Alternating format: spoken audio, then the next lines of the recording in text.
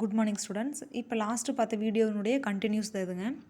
அதாவது இப்போ லாஸ்ட்டு பார்த்த ஃபஸ்ட்டு சம் செகண்ட் சம்லாம் என்ன, 2 பாசிட்டிவ் இன்டீஜர்ஸ் இல்லைன்னா ரெண்டுமே நெகட்டிவ் இன்டீஜர்ஸாக இருக்கும், ரெண்டு வேல்யூஸுமே. அப்படி இருக்கும் பொழுது ஆட் பண்ணால் என்ன சேஞ்சஸ் ஆகும் அப்படிங்கிறத பார்த்தேங்க.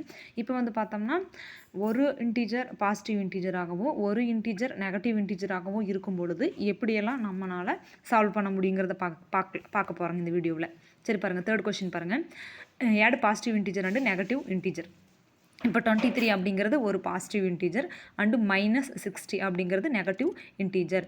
இப்போ இப்படி வரும் பொழுது நம்ம எந்த அதாவது ஸ்மால் நம்பருக்கு எந்த சிம்பிளாக இருந்தாலும் சரி, பிக்கர் நம்பருக்கு எந்த சிம்பிளாக இருந்தாலும் சரி, அதை பற்றி நீங்கள் திங்க் பண்ணவே வேண்டாம்.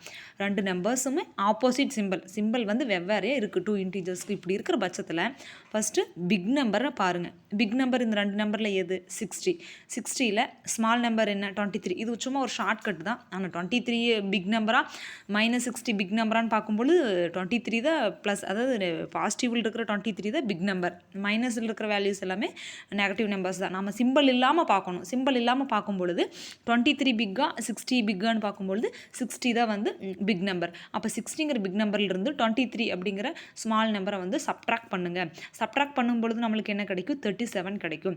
ஸோ 37 அப்படிங்கிற ஆன்சரை ஃபஸ்ட்டு எழுதிடுங்க. எழுதிட்டு அதுக்கப்புறம் சிம்பிளை ஃபிக்ஸ் பண்ணுங்கள். இப்போ இந்த பிக் நம்பர், அதாவது பிக் நம்பர் ஸ்மால் நம்பர் பார்க்கும்பொழுது 60 அப்படிங்கிற நம்பர் தான் பிக்னு பார்த்தோம். அதனுடைய சிம்பிள் என்ன? மைனஸ். ஸோ மைனஸ் சிம்பிள் போட்டு நம்ம ஆன்சரை வந்து கண்டுபிடிச்சிடலாங்க. அவ்வளோதான். சேம் அதே மாதிரி தான் ஃபோர்த் கொஷினுமே. ஃபோர்த் கொஷினில் பாருங்கள், ஃபஸ்ட்டு இன்டீஜர் வந்து நெகட்டிவ் இன்டீஜர், ரெண்டாவது இன்டீஜர் வந்து பாசிட்டிவ் இன்டீஜர். இந்த மாதிரி சேஞ்ச் ஆகி வந்துச்சுன்னா என்ன பண்ணலாம் அப்படின்னு பார்க்கும்பொழுது, ஃபார் எக்ஸாம்பிள் அதே நம்பர் தான், மேலே பார்த்து அதே நம்பர் தான் நம்ம இங்கேயும் எடுக்க போகிறோம். அப்படி எடுக்கும் பொழுது முதல்ல இருக்கிற வேல்யூனுடைய சிம்பிள் வந்து நெகட்டிவ்லேயும், ரெண்டாவதாக இருக்கிற இன்டீஜர்னுடைய சிம்பிள் வந்து பாசிட்டிவ்லேயும் வரும்பொழுது எப்படி சேஞ்ச் ஆகும் அப்படிங்கிறது இப்போ நம்ம பார்க்க போகிறோம். அதாவது -23 + 60.